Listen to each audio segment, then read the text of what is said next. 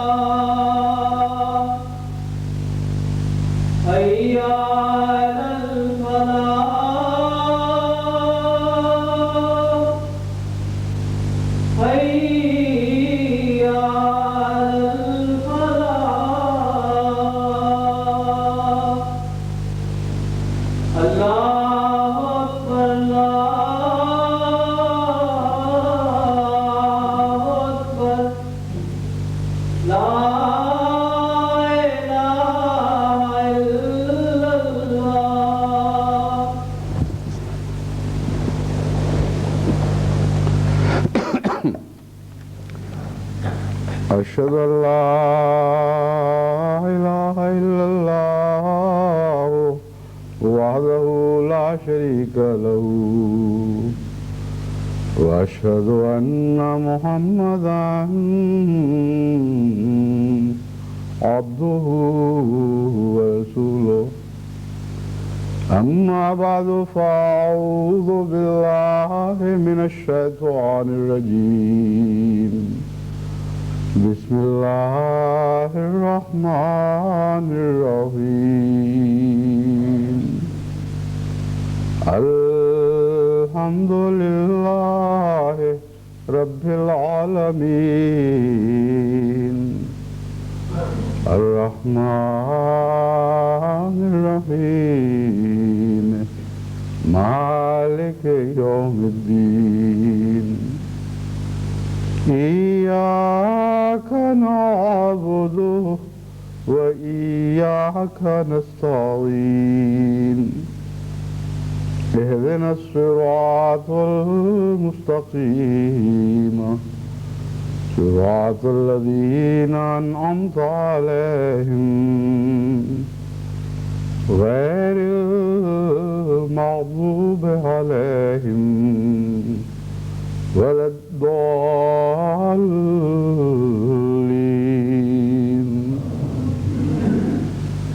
فخلف من بعدهم خلف أضاعوا الصلاة واتبعوا الشهوات فسوف يلقون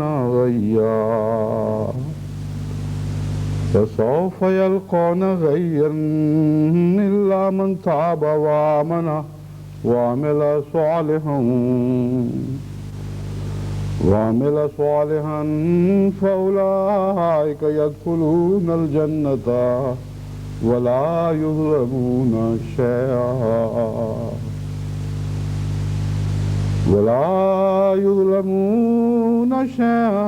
جنات عدن التي وعد الرحمن عباده بالغيب إنه كان وعده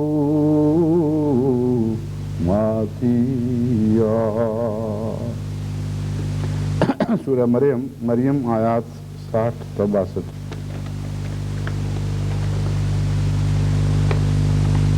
آج خدا تعالیٰ کے فضل کے ساتھ دنیا کی مختلف بعض جماعتوں میں یا اجتماعات منعقد ہو رہے ہیں یا مجالس شورا، اور ایک مجلس شورا کل بھی ہوگی۔ اس سلسلے میں مجھے مختلف متعلقہ جماعتوں کی طرف سے یہ خصوصیت سے پیغام ملا ہے کہ اگر آج کے جمعہ میں ہمارا ذکر کرتے ہوئے بھی کچھ نصائح ہو جائیں تو ہم ممنون ہوں گے۔ ان میں ایک تو صوبہ سرحد ہے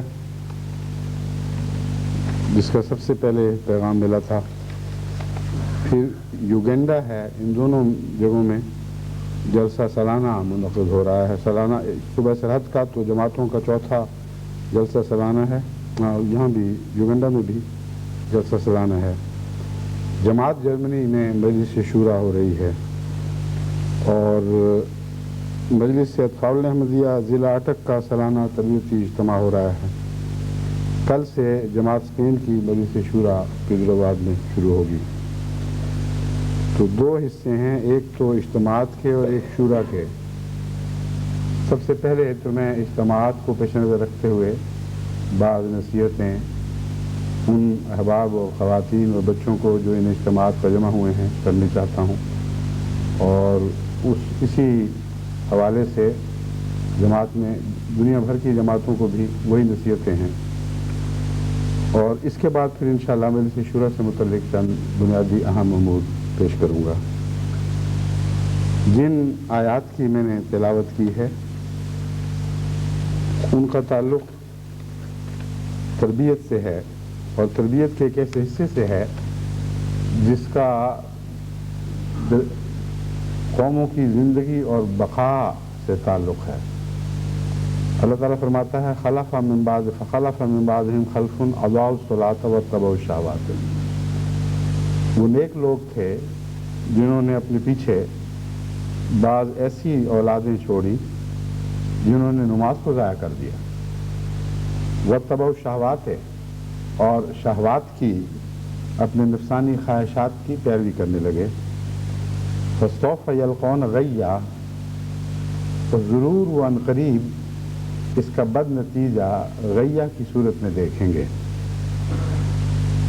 ہاں وہ لوگ مستثنا ہیں جو نیک لوگوں کے اولاد ہوئے اور پھر خود بھی توبہ کی اور ایمان لائے، یعنی اثر نو ایمان لائے، اپنے ایمانوں کو تازہ کیا، وعمل صالحا، اور نیک اعمال کرتے ہوئے زندگی گزاری۔ فاولئک یدخلون الجنۃ ولا یظلمون شیئا، یہ لوگ جنتوں میں داخل کیے جائیں گے، جنت میں داخل کیے جائیں گے، اور ان کے اعمال میں کوئی کمی نہیں کی جائے گی، یعنی اعمال کی جزا میں کوئی کمی نہیں کی جائے گی۔ جنات عدن التی وعد الرحمن عبادہ بالغیب، یہ ہمیشگی کی جنتیں ہیں۔ اللہ رحمان خدا نے اپنے بندوں سے غیب سے ان جنتوں کا وعدہ فرمایا ہے۔ انہ کان وعدہ ماتیہ، اور یقیناً اللہ کا وعدہ ضرور لایا جاتا ہے۔ مراد یہ ہے کہ جب خدا ایک وعدہ کر لیتا ہے تو وعدہ جس سے وعدہ کیا جاتا ہے وہ اس معاملے میں بے اختیار و بے بس ہو جاتا ہے، اور خدا نے ضرور وعدہ پورا کر کے اس کے سامنے حاضر کر دینا ہے۔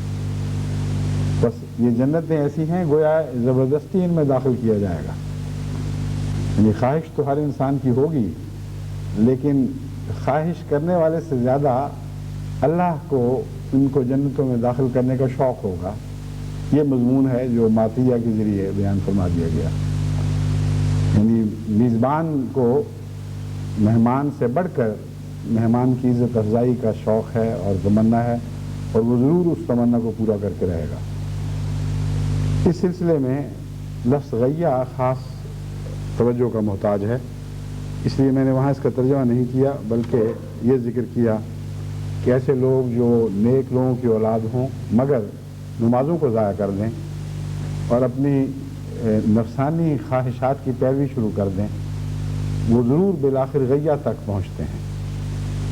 غیہ کا ترجمہ ہے ابضلال، ایک ترجمہ ہے ابضلال یعنی گمراہی، یعنی ان کا گمراہی کی طرف سفر شروع ہو جاتا ہے۔ پھر ہے الخیب، وہ ضرور ناکامی کا منہ دیکھتے ہیں۔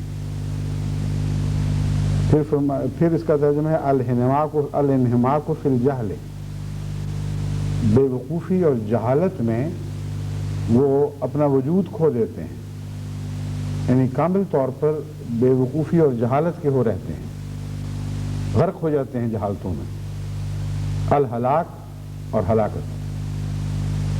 بس وہ قومیں جن کا آغاز مذہبی ہو اور جن کا آغاز اللہ کے حضور تقویٰ کے ساتھ شروع ہوا ہو، ان لوگوں کی اولادیں اگر نماز سے ہٹ جائیں اور نفسانی خواہشات کی پیروی شروع کر دیں تو یہ وہ انجام ہیں جن تک وہ ضرور پہنچیں گی۔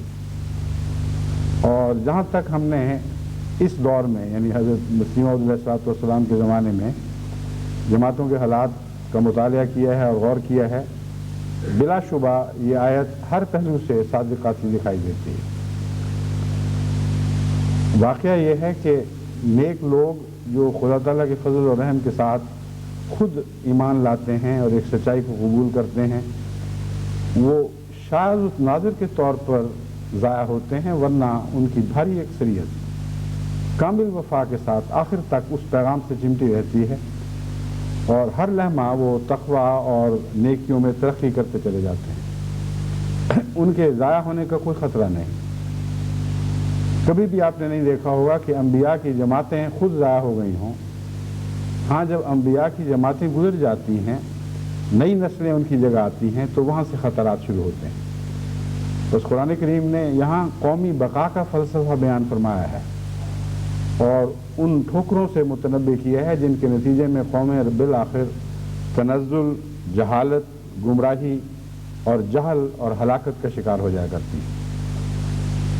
بس وہ تمام جماعتیں جو آج ان اجتماعات میں تربیت کی غرض سے حاضر ہو رہی ہیں، جن کا میں نے ذکر کیا ہے، اور وہ تمام جماعتیں بھی جو اس خطبے کو سن رہی ہیں، ان کو میں خصوصیت کے ساتھ اس آیت کے مضمون کی طرف متوجہ کرتا ہوں۔ ہمیں یعنی اس صدی کے سر پر کھڑے ہوئے لوگوں کو ایک نئے زمانے کے چیلنج کا سامنا ہے۔ ہم ایسے جوڑ پر کھڑے ہیں جہاں ایک نسل ہی نہیں بلکہ ایک نسل کے بعد دوسری نسل بھی تقریباً گزر چکی ہے۔ صحابہ کا زمانہ ختم ہوا اور شاذ کے طور پر برکت کے لیے دیکھنے کو ملتے ہیں، اور وہ کبار تابعین جو صحابہ کے تربیت یافتہ تھے وہ بھی اکثر گزر چکے ہیں، اور تابعین کا وہ گروہ باقی ہے جو چھوٹی عمر کا تھا، اور ابھی اللہ کے فضل سے تابعین کا ایک طبقہ دنیا کی تمام جماعتوں میں نہیں تو بہت سی جماعتوں میں پھیلا ہوا دکھائی دیتا ہے، اور ان سے بڑی توقع اور امید ہے کہ وہ انشاءاللہ نیکی کی اعلیٰ روایات کو اگلی نسلوں میں جاری کریں گے۔ یہ وہ خطرناک جوڑ ہے جو 2 صدیوں کا بھی جوڑ ہے اور نسل بعد نسل تیسرا جوڑ بنتا ہے، اور اس جوڑ کی اگر ہم نے حفاظت کی اور اس آیت کے مضمون، ان آیات کے مضمون کو پیش نظر رکھتے ہوئے ہم اپنی آئندہ نسلوں کے نگران ہوئے تو انشاءاللہ تعالی ہمیں پھر کوئی خطرہ نہیں۔ صلات کی حفاظت کے متعلق میں ذکر کر چکا ہوں، آئندہ بھی انشاءاللہ اس مضمون پر روشنی ڈالوں گا۔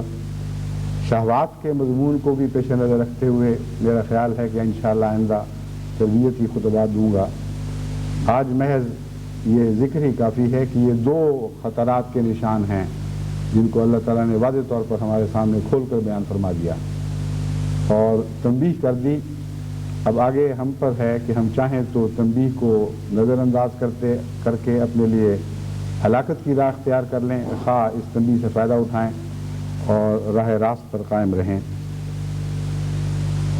اس ضمن میں بہت سی نصیحتیں ایسی کی جا سکتی تھیں جن کے پیش نظر جماعتیں اپنی نسلوں کی حفاظت کرتی، اور سارا قرآن کریم اس مضمون سے بھرا پڑا ہے، لیکن میں نے آج خصوصیت کے ساتھ ایک آیت کو چنا ہے تاکہ اس مضمون کو کچھ آگے بڑھاتے ہوئے اس آیت کی روشنی میں آپ کو نصیحت کروں کہ کیسے نئی نسلوں کی حفاظت کی جاتی ہے۔ قرآن کریم نے جو بہت سے ذرائع بیان فرمائے ہیں ان میں ایک ہے ذکر کا ذریعہ، وہ لوگ جو اپنے آباء و اجداد کا ذکر زندہ رکھتے ہیں، ان کے آباء و اجداد کی عظیم خوبیاں نسل بعد نسل قوموں میں زندہ رہتی ہیں۔ وہ لوگ جو اللہ کا ذکر زندہ رکھتے ہیں، صفات الہیہ ان قوموں میں نسل بعد نسل منتقل ہوتی رہتی ہیں، اور تربیت کی جان صفات الہیہ ہیں۔ بس اس پہلو سے اگر ہم اپنی آئندہ نسلوں کی ویسی ہی تربیت کرنا چاہتے ہیں جیسی پہلی نسلوں کی ہم نے دیکھی اور پہلی نسلوں نے ہماری کرنے کی کوشش کی، تو ایک مرکزی نصیحت کا نقطہ جو قرآن کریم نے پیش فرمایا ہے اس کو پلے باندھ لیں اور اس پر دل و جان سے عمل کرنے کی کوشش کریں۔ اللہ تعالیٰ فرماتا ہے فَإِذَا قَضَيْتُم مَنَاسِكَكُمْ فَاذْكُرُوا اللَّهَ كَذِكْرِكُمْ آبَاءَكُمْ وَأَشَدَّ ذِكْرًا،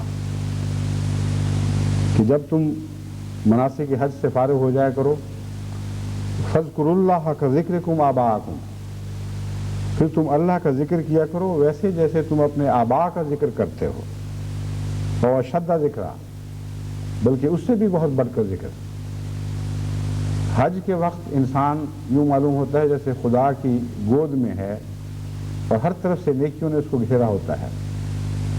حج سے فارغ ہونے کے بعد پھر دنیا میں واپس لوٹتا ہے اور اس وقت خطرات درپیش ہوتے ہیں۔ ان خطرات سے بچنے کے لیے خدا تعالیٰ نے یہ نصیحت فرمائی ہے کہ ذکر الہی پر زور دو اور ذکر اس طرح کرو جس طرح تم اپنے آباء کا ذکر کرتے ہو۔ اور جب ایک نسل جو صحابہ کی نسل ہے وہ گزر جاتی ہے تو اگلی نسل میں ویسے ہی ایک قسم کا ماحول پیدا ہوتا ہے جیسے حج سے باہر آ گئے ہوں، جیسے دوبارہ زمانے کے خطرات کے سامنے ان نسلوں کو پیش کر دیا گیا ہو۔ اس وقت بھی یہی مضمون کار فرما ہوگا اور حفاظت کا یہی ایک طریق ہے جو کارآمد ثابت ہو سکتا ہے۔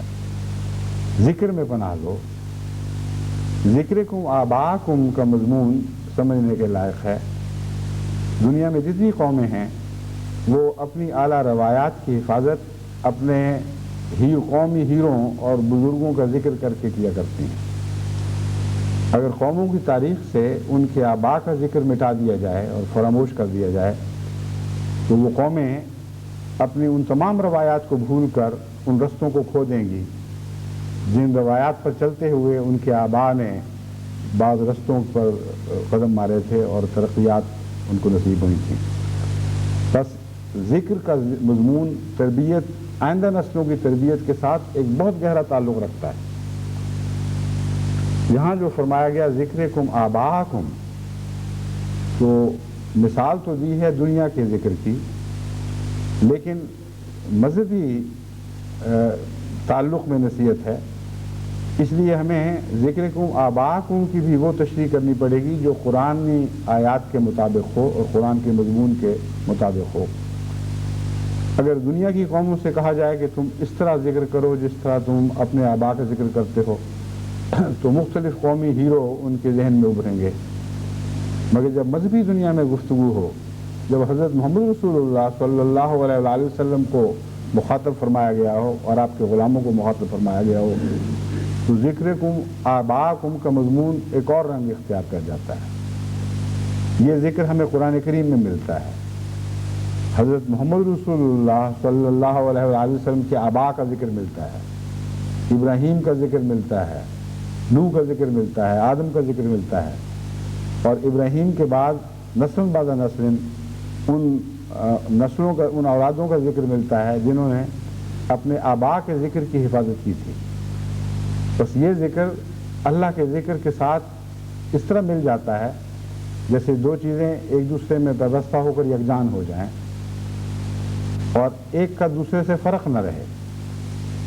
تو اپنے بزرگ آباء کے حوالے سے اپنی اعلیٰ روایات کو زندہ رکھو اور ذکر الہی میں اور بھی زیادہ شدت اختیار کرو۔ چنانچہ حضرت اقدس محمد مصطفیٰ صلی اللہ علیہ وآلہ وسلم کا نصیحت کا یہی طریق تھا، بزرگوں کے حوالے سے، نیک لوگوں کے حوالے سے نصیحت فرمایا کرتے تھے اور بزرگ آباء کے ذکر کو تفاخر میں شمار نہیں فرماتے تھے بلکہ پسندیدگی کی نظر سے دیکھتے تھے۔ چنانچہ ایک موقع پر جب آپ کی دو ازواج مطہرات میں کچھ اختلاف ہوا، ایک نے دوسری کو تانا دیا کہ تم تو یہودن ہو، یہودی نسل سے ہو۔ حضرت محمد مصطفیٰ صلی اللہ علیہ وسلم کی حضور جب شکایت کی گئی تو آپ نے فرمایا کہ تم کیوں غم کرتی ہو؟ تمہیں یہ جواب دینا چاہیے تھا کہ میرا خامن بھی خدا کا رسول ہے اور میرے باپ دادا بھی خدا کے رسول تھے، تو تم مجھے کیا تانا دیتی ہو؟ بس یہ ذکرکم آباءکم کی ایک مثال ہے، یعنی بزرگوں کا ذکر جن کا تعلق خدا سے باندھا گیا ہو، وہ تفاخر میں داخل نہیں ہے، اور مومنوں کو یہی زیب دیتا ہے کہ ایسا ہی ذکر کیا کریں، اور وہ ذکر خود بخود خدا کی طرف لے جاتا ہے۔ بس حضرت اقدس محمد مصطفیٰ صلی اللہ علیہ وسلم کے ذکر کے انداز میں آپ کو کہیں عرب بڑے بڑے نامور لوگوں کا کوئی ذکر دکھائی نہیں دے گا، کہیں وہ ذکر نہیں ملے گا۔ وہ بڑے بڑے عرب رہنما اور ہیرو اور بڑے بڑے سردار جن کے ذکر سے عربی شاعری اٹی پڑی ہے، ان کا کوئی ذکر حضرت محمد رسول اللہ کی زبان سے آپ کو نہیں ملتا۔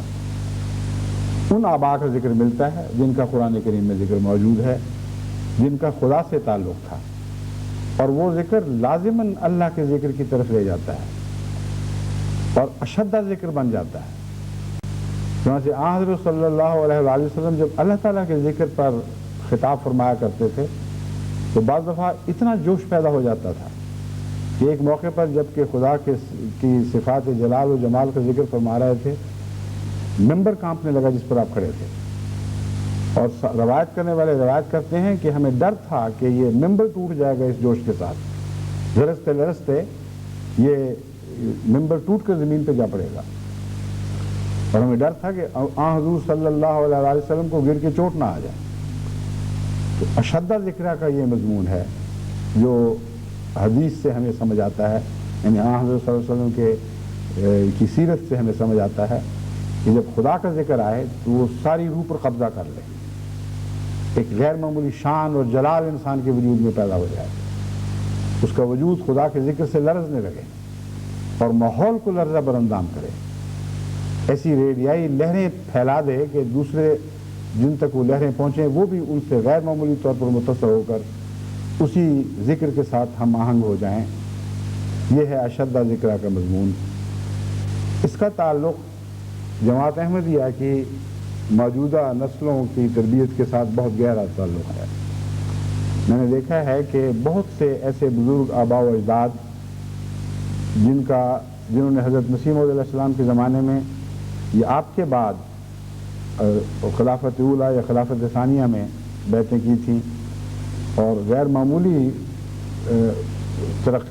دینی ترقیات حاصل کیں، غیر معمولی قربانیاں دیں، ان کا ذکر اگلی نسلیں بھول رہی ہیں، اور ان کے ماں باپ بھی اس ذکر کو زندہ نہیں رکھتے، نتیجتاً وہ کتابوں کے پھول بنتے جا رہے ہیں، اور کتابیں بھی ایسی جن کو کم لوگ پڑھتے ہیں۔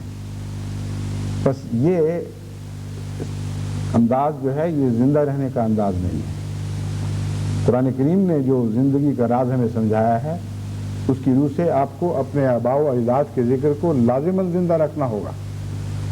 چنانچہ گزشتہ چند سالوں میں نے بار بار جماعتوں کو نصیحت کی کہ وہ سارے خاندان جن کے آباء و اجداد میں صحابہ یا بزرگ تابعین تھے، ان کو چاہیے کہ اپنے خاندان کا ذکر خیر اپنی آئندہ نسلوں میں جاری کریں، مگر افسوس ہے کہ ابھی تک اس طرف کما حق کو توجہ نہیں دی گئی۔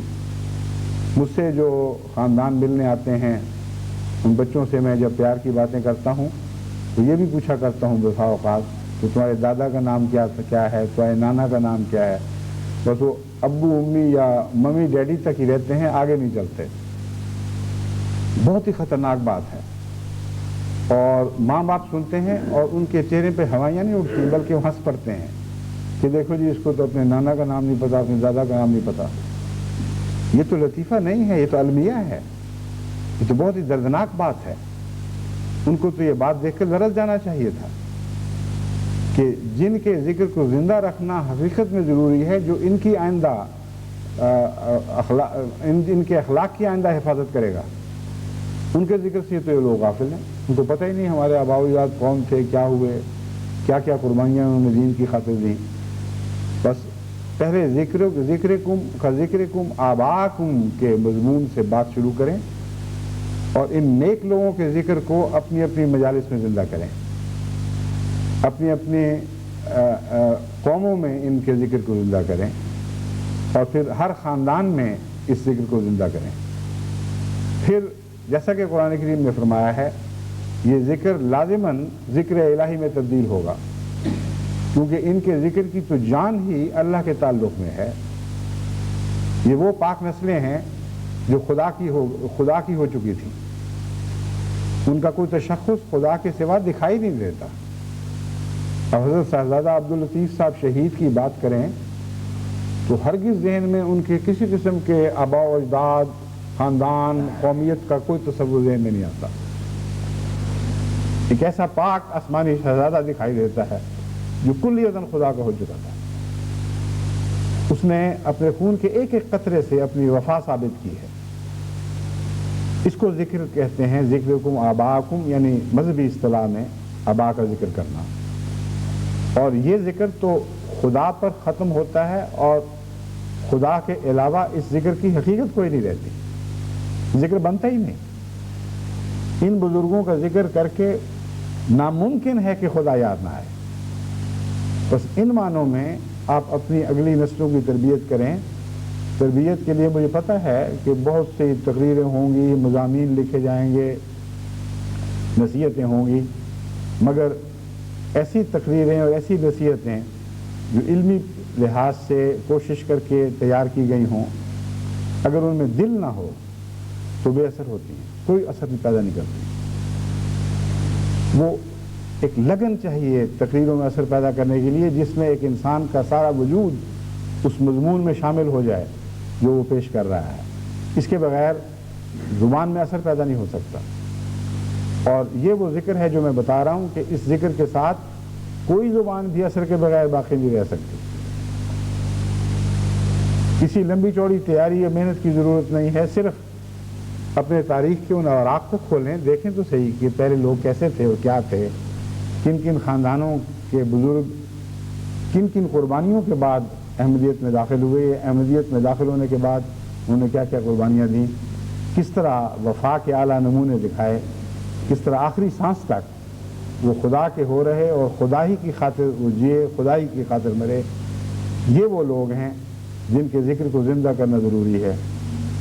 یہ وہ لوگ ہیں جو، جیسا کہ میں نے بیان کیا ہے، بے وفائی نہیں کیا کرتے۔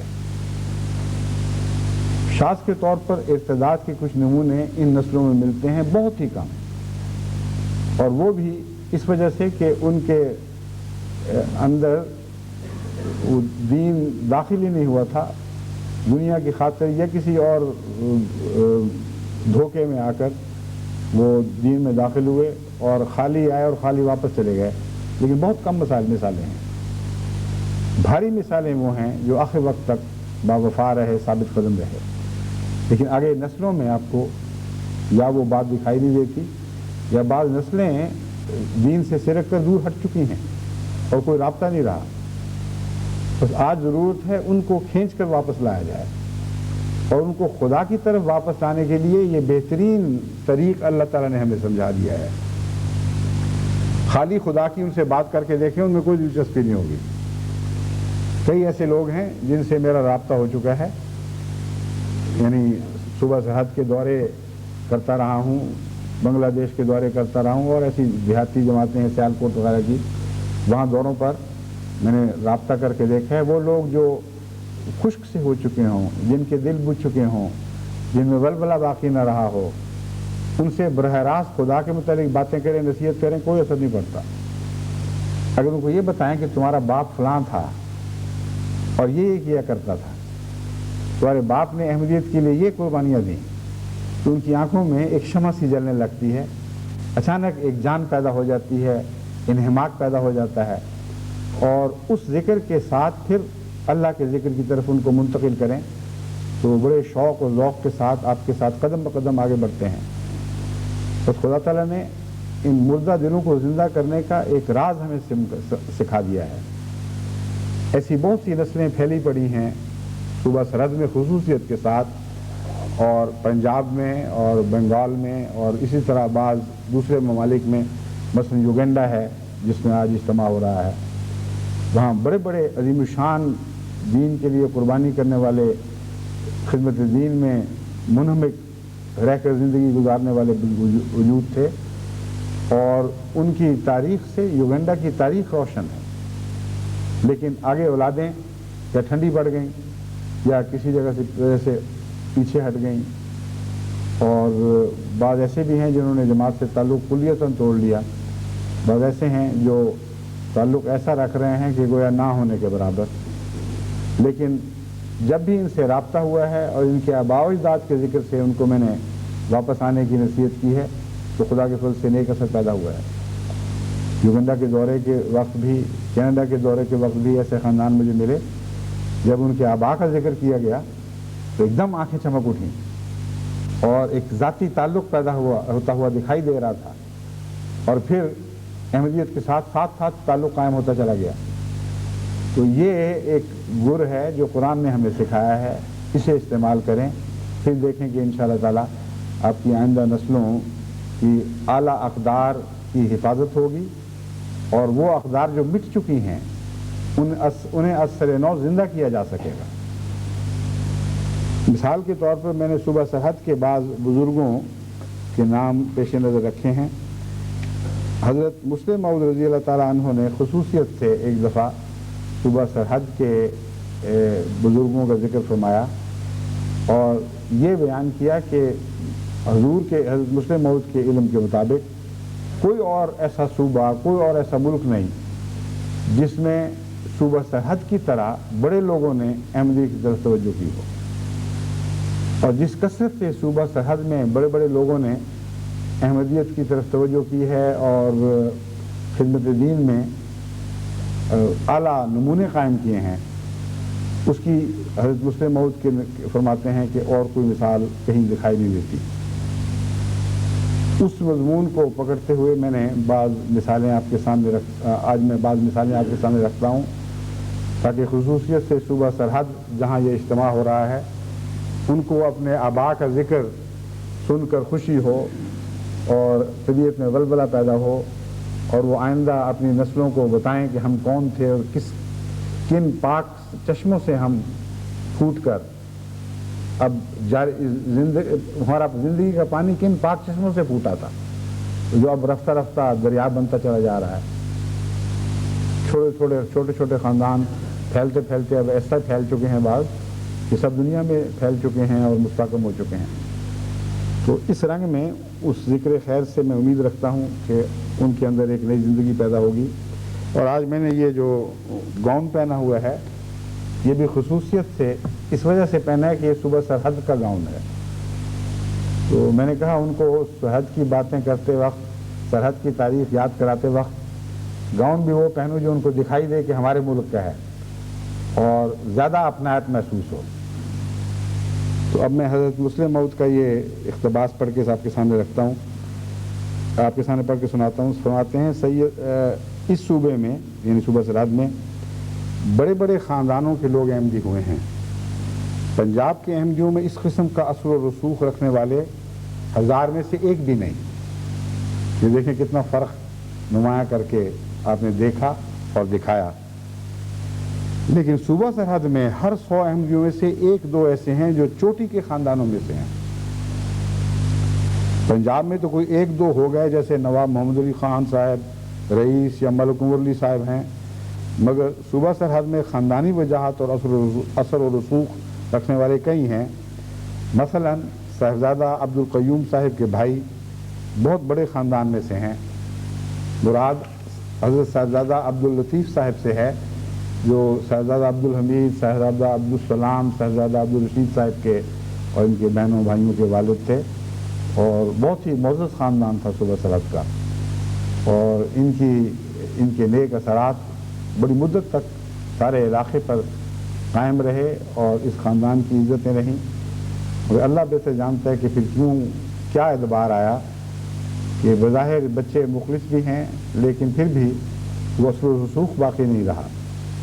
کوئی اندرونی کمزوری ایسی ہوئی ہوگی جس کے نتیجے میں یہ رسوخ مٹ گئے، ورنہ اللہ تعالیٰ نیک اثرات کو مٹنے نہیں دیا کرتا جب تک کوئی خامیاں انسان کے اندر پیدا نہ ہو جائیں۔ تو اللہ تعالیٰ بہتر جانتا ہے کیا ہوا، لیکن ان کو کوشش کرنی چاہیے کہ اپنے بزرگ نیک آباء کی اعلیٰ رسموں کو مضبوطی سے دوبارہ اختیار کریں اور زندہ کریں، اور پھر دیکھیں کہ دنیاوی اثر خود بخود پیچھے غلاموں کی طرح چلا آئے گا۔ دنیاوی اثر کی خاطر نہیں کرنا، بلکہ قرآنی بیان کے مطابق ان آباء کے ذکر کو زندہ کرنا ہے جن کا ذکر قرآن زندہ فرماتا ہے، وہ ذکر زندہ کرنا ہے جو ذکر الہی کی طرف لے جاتا ہے اور پھر اشدہ ذکر بن کر خدا کی یاد میں منتقل ہو جاتا ہے۔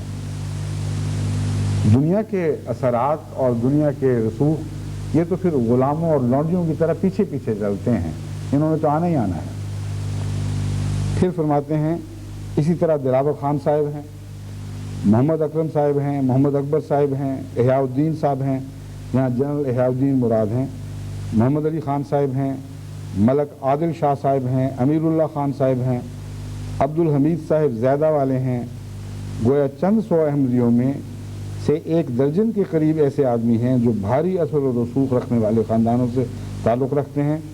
اس نسبت کے لحاظ سے باقی ہندوستان میں بااثر خاندانوں میں سے کم احمدی ہوئے ہیں۔ یہ خطبہ جمعہ 9 دسمبر 1944۔ صوبہ سرحد کی تاریخ جماعت احمدیہ کے آغاز کی تاریخ کے ساتھ شروع ہوتی ہے، یعنی احمدیت کی صوبہ سرحد میں تاریخ جماعت احمدیہ کے آغاز کی تاریخ کے ساتھ اکٹھی شروع ہوتی ہے۔ پہلے صحابی جنہوں نے حضرت مسیح موعود علیہ السلام کے ہاتھ پر بیعت کی 1899 میں لدھیانے کی بیعت میں شامل ہوئے، ان کا نام حضرت مولوی عبدالخیر عبداللہ صاحب تنگے براہ تھا۔ یہ تنگے براہ جگہ کا نام ہے۔ حضرت مسیح موعود علیہ السلام نے ان کی نہ صرف بیعت لی بلکہ ان کو آگے بیعت لینے کی اجازت دی اور اپنا نمائندہ مقرر فرمایا کہ میں تمہیں اجازت دیتا ہوں کہ میری بیعت میری نمائندگی میں لوگوں سے لیا کرو۔ ان کی آگے کوئی اولاد نہیں ہوئی، اور اس میں ایک یہ بھی اللہ تعالیٰ کا خاص احسان تھا کہ ان کو خدا تعالیٰ نے روحانی اولاد کثرت سے عطا فرما دی، اور جسمانی اولاد کی کمی اس طرح پوری ہو گئی کہ حضرت مسیح موعود علیہ السلام کی روحانی اولاد اور آپ کے درمیان ایک واسطہ بن گئے۔ دیگر صحابہ حضرت مسیح موعود علیہ السلام میں خان بہادر قاضی عبد القادر خان صاحب پشاور شہر کا ذکر بھی اہمیت رکھتا ہے۔ آپ نے 25 اگست 1899 کو بیعت کی، یعنی بیعت لدھیانہ میں تو شامل نہیں ہوئے لیکن اسی سال بیعت کر لی۔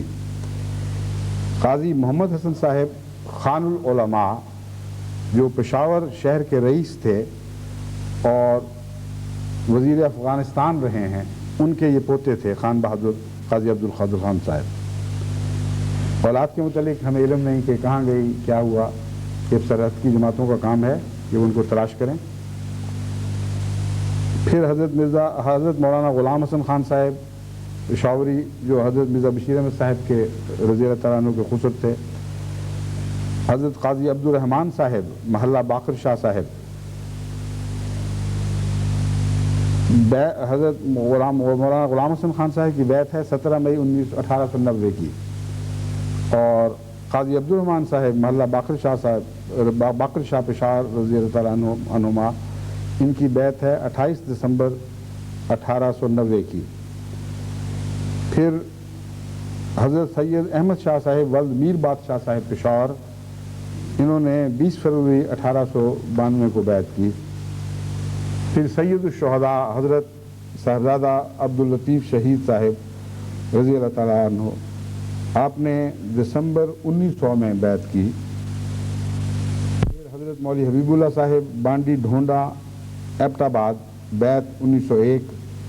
پھر حضرت مولوی محمد یحییٰ صاحب دیپ گراں ہزارہ، بیعت 1906۔ یہ ڈاکٹر سعید احمد صاحب جو موجودہ لاہوری جماعت کے امیر ہیں ان کے والد تھے۔ پھر قاضی محمد یوسف صاحب فاروقی، ڈاکٹر مسعود احمد صاحب قاضی مسعود کے جو آج کل شکاگو میں ہیں، ان کے والد اور ان کی نسل بھی اللہ کے فضل سے احمدیت سے پر سے قائم اور اکثر نیکیوں میں آگے آگے ہے۔ حضرت مولانا سید محمد سرور شاہ صاحب جن کو شیر خدا کا لقب عطا ہوا، یہ انہوں نے 1902 مئی میں بیعت کی تھی۔ مکرم امیر اللہ خان صاحب صحابی اب اسماعیلیہ، ان کی اولاد ایک کے سوا باقی سب خدا کے فضل سے مخلص احمدی ہیں۔ بشیر رفیق صاحب جو ہمارے خان صاحب امام صاحب کہلاتے ہیں، جو ان کی بیگم کے دادا تھے۔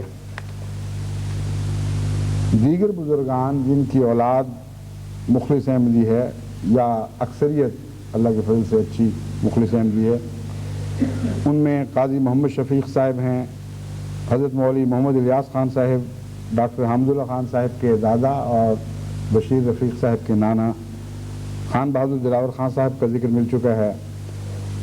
ہو چکا ہے، صاحبزادہ ہاشم جان صاحب مجددی، ان کی ایک ہی بیٹی تھی، وہ خدا کے فضل سے زندہ ہیں اور بڑی مخلص احمدی ہیں۔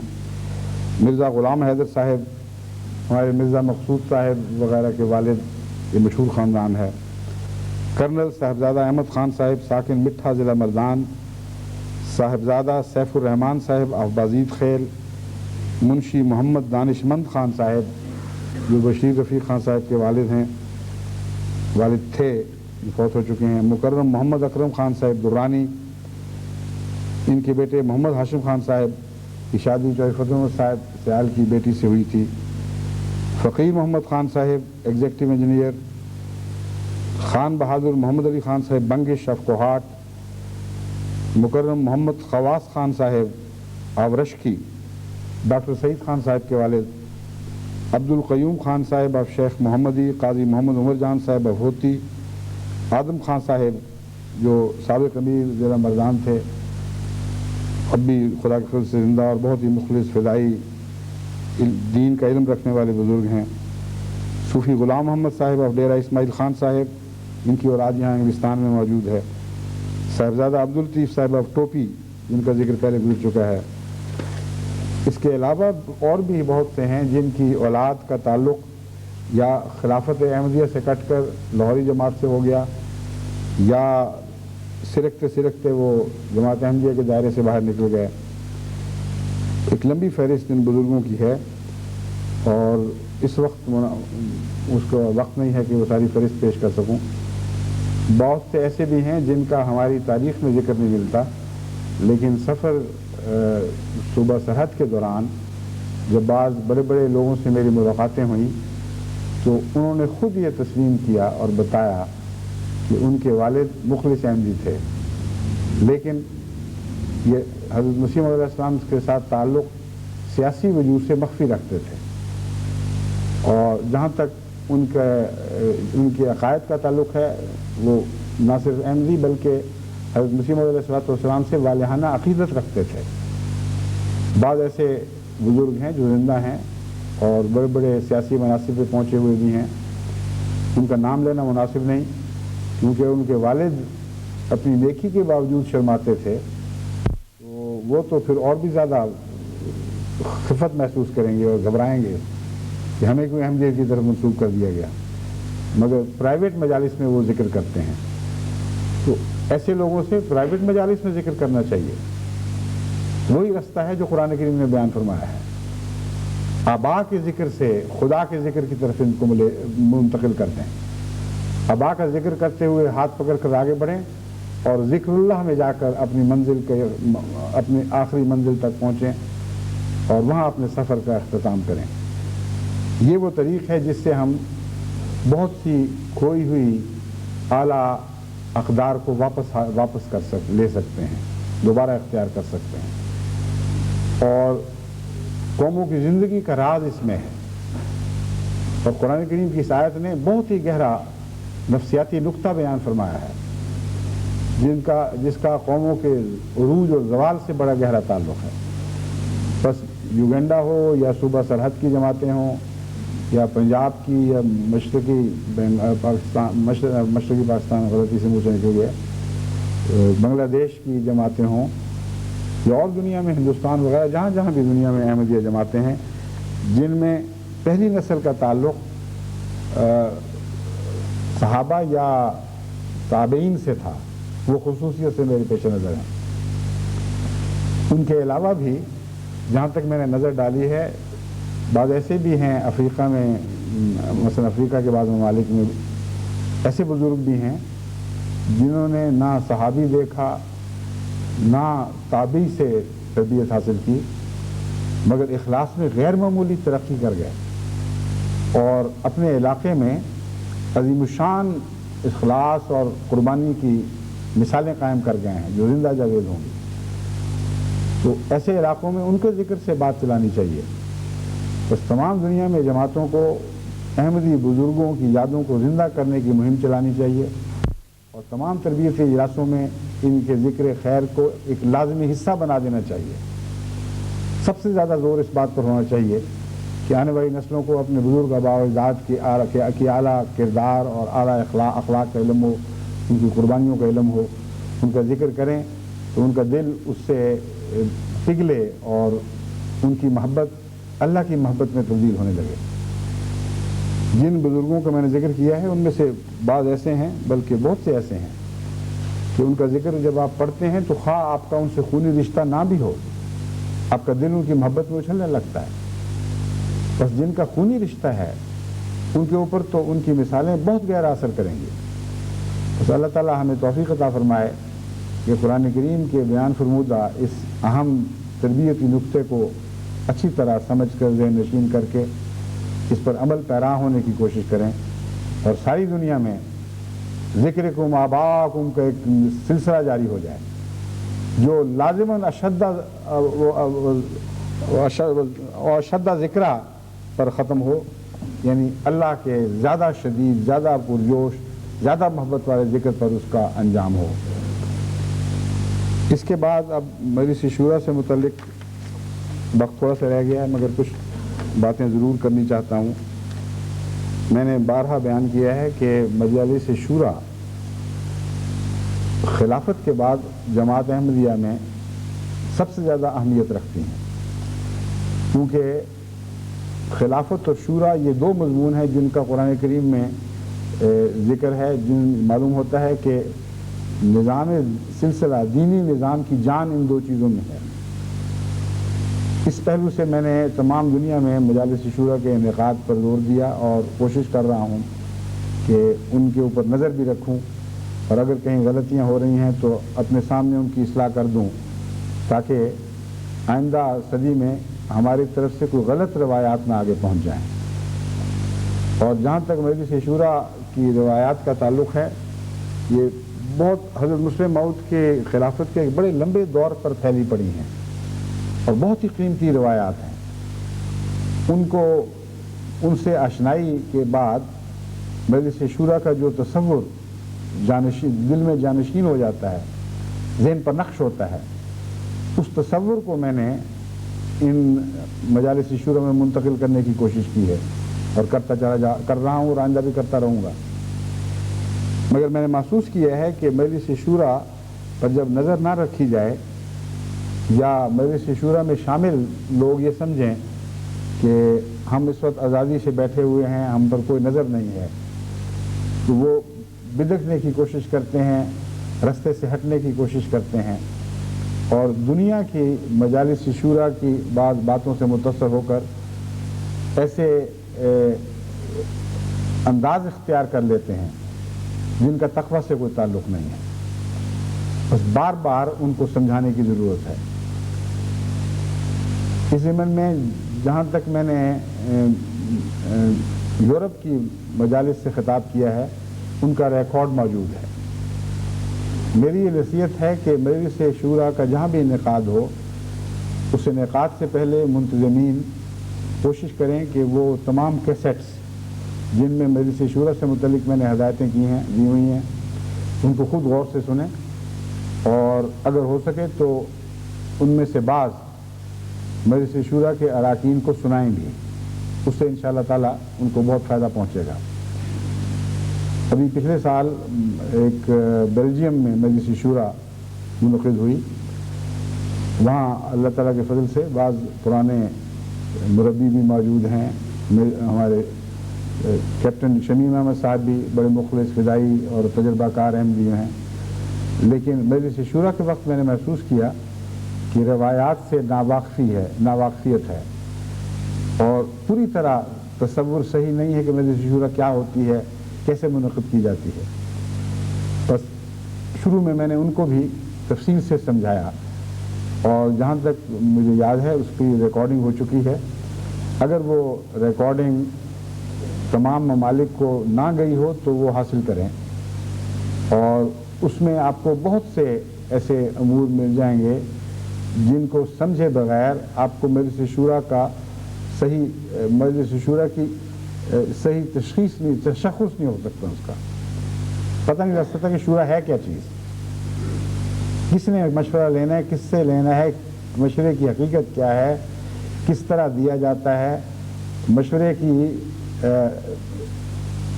हैसियत क्या वैसी है जैसे दुनिया में पार्लियामेंट्स में फ़ैसलों की हैसियत होती है, या इससे मुख्तलिफ है। इन तमाम अमूर पर मैंने उसमें रोशनी डाली और वज़ाहत की है। फिर अहमदियों के लिए नाम पेश करने के आदाब, मजलिस शूरा किस तरह मुनक़्क़िद की जाती है, ये सारे अमूर बयान किए हैं। लेकिन इससे पहले भी ग़ालिबन स्वीडन में भी और इंग्लिस्तान में भी और नॉर्वे में भी इन मज़ामीन पर रोशनी डाल चुका हूँ और वो सारी कैसेट्स मुहैया हो सकती हैं। तो इस थोड़े वक्त में मैं तफसील से दोबारा रोशनी तो नहीं डाल सकता, लेकिन ये बता रहा हूँ कि इन कैसेट से आप इस्तेफ़ादा करें, इनसे आपको बहुत कुछ मजलिस शूरा के मुतल्लिक़ मालूम होगा और मजलिस शूरा की आला अक़दार की हिफाजत बहुत ज़रूरी है। मेरा तजुर्बा है कि बावजूद नसीहतों के जब मैं वहाँ मौजूद ना हूँ जहाँ मजलिस शूरा मुनक़िद हो रही है तो कुछ लोग रास्ते से हटने की कोशिश करते हैं और यूँ मालूम होता है जैसे मेरे सामने उनका अंदाज़ और होगा और मेरे से जब मैं उनको नहीं देख रहा उनका अंदाज़ और होगा।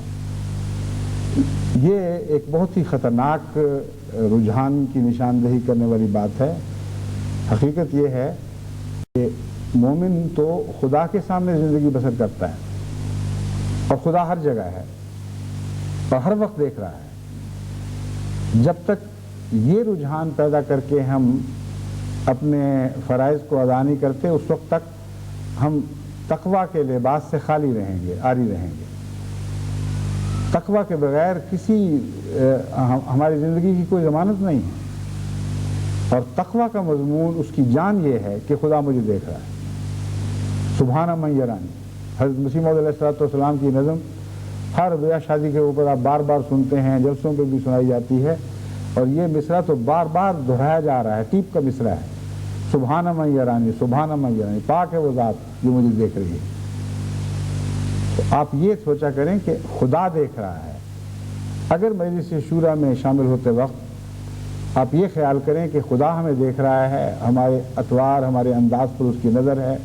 अगर हमने कोई बदअखलाक़ी की, अगर किसी तरह अपने भाई का तहक़ीर से जिक्र किया, किसी का दिल दुखाया, मशवरा देते वक्त अपनी अनानियत पेश नज़र रखी, अपनी चालाकी, अपना ज़्यादा इल्म लोगों के सामने दिखाने और नुमाइश करने की कोशिश की, तो ये सारी वो बातें हैं जिनको खुदा देख तो रहा है मगर कराहत की नज़र से देख रहा है। और अगर अपने महबूब की कराहत की नज़र इंसान पर पड़े तो उससे इंसान का वजूद दहल जाता है, लर्ज़ा तारी हो जाता है। इसीलिए इंसान अपने प्यारे और अपने महबूब के सामने जिसके जज्बात की उसके दिल में कुछ कदर हुआ करती है, साफ़ सुथरा होकर बन ठन कर जाता है और अपने अयूब पर पर्दे डाल कर जाता है। पहली रात की सुहागन जब अपने खामद के सामने जाती है तो इतना उसको बनाया सजाया जाता है, हर किस्म के उसके अयूब पर पर्दे डाले जाते हैं, ऐसे गाज़े मले जाते हैं जिससे चेहरे के दाग मिट जाएं वगैरह वगैरह।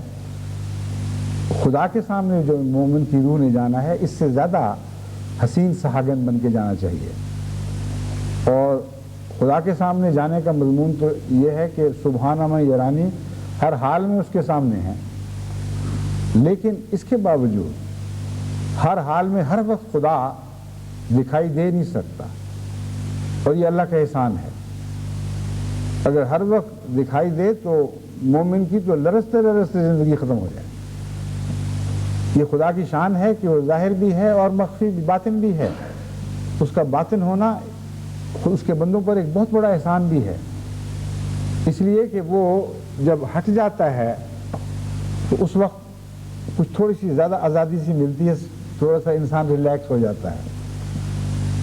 اور جہاں میں ریلیکس کہتا ہوں تو میرا مطلب ہے وہ لوگ جن کو نیکی کی زندگی بسر کرنے کی پوری عادت نہیں پڑتی، وہ بار بار کچھ آرام چاہتے ہیں، اور خدا کا باطن یا غائب ہونا ان کو وہ آرام مہیا کر دیتا ہے.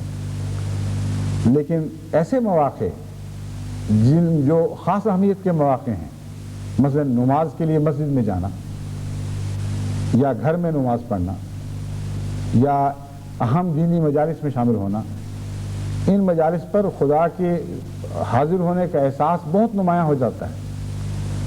اور جب میں کہتا ہوں سبحان من یرانی کے مضمون کو پیش نظر رکھیں تو مراد یہ ہے کہ جب سجدہ گاہوں میں جائیں، جب خدا کی عبادت کے لیے کھڑے ہوں، جب خدا کے ذکر کی مجالس میں شامل ہوں، تو اس وقت کم سے کم ریلیکس نہ ہوا کریں.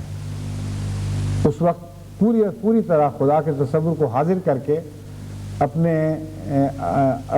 انداز کو، اپنے اطوار کو سجائیں، ان کو زینت دیں، اپنے وجود کو محفوظ کریں، یعنی ہر قسم کی شیطانی اداؤں سے محفوظ کر دیں. یہ مضمون بیان کرنا تھوڑا سا مشکل ہے، میرے ذہن میں ہے لیکن مناسب الفاظ بعض دفعہ حاضر نہیں ہوتے. مراد یہ ہے کہ جب خدا کی حضوری کا تصور آپ کے اوپر چھا جائے تو اس وقت دو قسم کی حرکتیں انسان خود بخود کرے گا. ایک ہے استغفار، جس کا مطلب ہے اپنی کمزوریوں کو چھپانا، ان پر مٹی ڈالنا، اور شرمندگی کا احساس. چنانچہ حضرت آدم کے واقعہ میں ہمیں حضوری کا یہ مضمون بتایا گیا ہے. اللہ تعالیٰ کو جب انہوں نے حاضر دیکھ لیا سامنے، حالانکہ پہلے بھی حاضر تھا، جب غفلت کا ارتکاب ہو رہا تھا اس وقت بھی خدا حاضر تھا، مگر اس وقت غفلت کی آنکھ نے خدا کو ذرا اوجھل رکھا ہوا تھا. جب وہ غفلت کی آنکھ کھلی اور خدا کو قریب دیکھا تو پہلا رد عمل تھا کہ پتوں سے اپنے وجود کو ڈھانپنے لگے، یعنی اپنی کمزوریوں پر استغفار کے پردے ڈالے. تو ایک تو یہ رد عمل ہے کہ اپنے عیوب کو چھپانے کی کوشش کریں، اپنی کمزوریوں پر پردے ڈالیں، مگر استغفار کے پردے، ریا کے پردے نہیں. اور دوسرا اپنے آپ کو حسین بنائیں. یہ دو ہی چیزیں ہیں، نقائص کو چھپائیں اور اپنی خوبیوں کو چمکائیں اور اجالیں. بس خدا کے سامنے جب باتیں کریں تو ایسی باتیں کریں کہ خدا کو ان پر پیار آئے. ایسی باتیں کریں جب آپ دنیا میں باتیں کرتے ہیں اپنے دوستوں کے سامنے تو دوستوں کو بھی آپ پر پیار آتا ہے. بس دعا کا فن بہت ہی بڑا اور عظیم فن ہے. اس میں ایک یہ بات بھی داخل ہے کہ باتیں کرتے وقت خدا کا دل پچکارنے کی کوشش کریں، ایسی ادا بنائیں کہ خدا کو پسند آ جائے.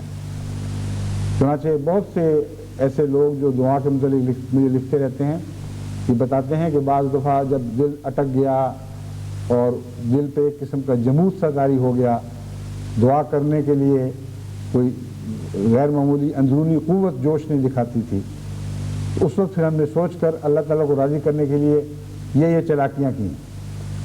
اور بعض چلاکیاں اتنی پیاری چلاکیاں تھیں کہ جب وہ میں نے ان کو پڑھا تو مجھے یقین آ گیا کہ یہ دعا تو قبول ہونی تھی. اور باقی صفحے میں اسی کا ذکر ملتا تھا پھر کہ جب ہم نے خدا کو یہ کہا تو اچانک وہ دل کے تالے کھل گئے اور روانی پیدا ہو گئی اور اللہ تعالیٰ نے اپنے فضل کے ساتھ ان دعاؤں کو قبول کر لیا. ابھی کل پرسوں کی بات ہے، امریکہ سے ہماری ایک بہن کا فون آیا تھا. انہوں نے بتایا کہ ایک موقع پر مجھے یہ فکر پیدا ہوئی اور ایسی تشویش تھی کہ اس کے نتیجے میں بے چین ہو کے میں نے جو دعا کی وہ اتنی جلدی مقبول ہوئی کہ میں حیران رہ گئی. بس دوسرا پہلو جو خدا کی حضوری کا ہے وہ یہ ہے، پہلا استغفار. جب مجلس شورا میں جایا کریں تو اپنی کمزوریوں پر نظر رکھیں، اور سب سے بڑی کمزوری انانیت کی کمزوری ہے. آپ کو بار بار نفس دھوکہ دے گا، آپ کو شوخی سکھائے گا، آپ کو اپنے کمزور کم عقل بھائی پر ہنسنا ہنسنے پر آمادہ کرے گا، تحقیر پر آمادہ کرے گا، غلط دلیل دینے والے کا مذاق اڑانے پر آمادہ کرے گا۔ کئی قسم کے شیطانی وسوسے ہیں جو ایسی مجالس جن پر اہم امور پر غور ہوتا ہے، ان مجالس میں انسان کے ساتھ تعلق، انسان کے دلوں پر اور دماغ پر قبضہ کر لیا کرتے ہیں، اور یہ وساوس ہیں جو دراصل قوموں کو گمراہ کرنے کے موجب بنتے ہیں۔ بس مجلس شورا میں ان وساوس سے اپنی حفاظت استغفار کے ذریعے کریں، ہر قسم کے نفسانی خیال کو اپنے دل سے نکال پھینکیں، اور پھر جب مشورہ دیں تو خدا تعالیٰ سے دعا کرتے ہوئے، اور ایسی دعا کرتے ہوئے جس سے آپ سمجھتے ہو کہ اللہ راضی ہو جائے گا، اللہ کو آپ پر پیار آ جائے گا۔ خدا سے رہنمائی حاصل کریں، اپنی چالاکیوں پر بنا نہ کریں، بس ایسی دعاؤں کے ساتھ جن دعاؤں میں ایک قسم کی کشش پیدا ہو جاتی ہے، جن دعاؤں کو خدا پیار سے دیکھے، خدا سے رہنمائی حاصل کریں، اور عرض کریں کہ یہ مشورہ تیری خاطر دینے کے لیے حاضر ہوئے ہیں، تمہاری ہماری عقلوں کو چمکا اور ہماری زبان میں طاقت پیدا فرما، ہم اپنی بات کو صحیح طریق پر سمجھانے کے اہل ہوں۔ اور یہ سب کچھ کرنے کے بعد پھر خالی ہاتھ ہو کر بیٹھ رہے ہیں کہ ہم نے جو کچھ کرنا تھا کر دیا ہے، اب ہماری بات چاہے قبول ہو یا نہ مقبول ہو، ہم اسی طرح سلسلہ کے فدائی ہیں، اسی طرح سمینا و اطانا کی روح کے ساتھ سلسلے کے ہر فیصلے کو قبول کریں گے، جس طرح یہ بات کرنے سے پہلے ہم کرتے تھے یا کرتے رہے ہیں۔ یہ وہ تین باتیں ہیں جو میرے نزدیک مجلس شورا میں برکت پیدا کرنے کے لیے اور روحانی طور پر مجالس شورا کو زندہ کرنے کے لیے ضروری ہیں۔ ہر مشورہ دینے والا استغفار کے ساتھ حاضر ہو، یعنی وضو کر لے۔ ہر مشورہ دینے والا اپنی نیکیوں کو چمکائے اور خدا کے حضور سجدہ ریز ہو اور زینت لے کر خدا کے حضور حاضر ہو۔ اور ہر مشورہ دینے والا جب کچھ مشورے دے بیٹھے تو پھر یہ عرض کرے کہ سپردم بتو مایا خیشرا تو دانی حساب کم و بیشرا، ہم نے مشورہ دے دیا، اب ماننے والے مانے یا نہ مانے، ہم راضی ہیں، ہم نے تو جو کچھ حاضر کرنا تھا کر دیا۔ اس روح کے ساتھ اگر آپ مجالس شورا میں حاضر ہوا کریں اور ان کی اعلیٰ اقدار کو زندہ رکھیں گے تو میں یقین رکھتا ہوں کہ مجالس شورا جماعت کے اقدار کی حفاظت کریں گی اور جماعت کی ہمیشہ کی زندگی کی ضامن بن جائیں گی۔ اللہ تعالیٰ ہمیں اس کی توفیق عطا فرمائے۔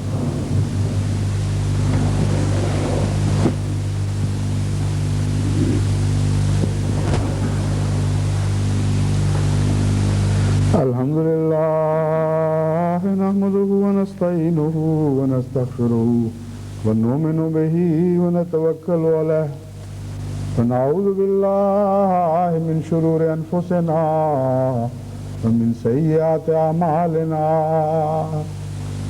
من يهده الله فلا مضل له ومن يضلل فلا هادي له ونشهد أن لا إله إلا الله وحده لا شريك له ونشهد أن محمدا عبده ورسوله عباد الله رحمكم الله إن الله يأمر بالعدل والإحسان وإيتاء ذي القربى وينهى عن الفحشاء والمنكر والبغي يعظكم لعلكم تذكرون اذكروا الله يذكركم وادعوه يستجب لكم ولذكر الله أكبر۔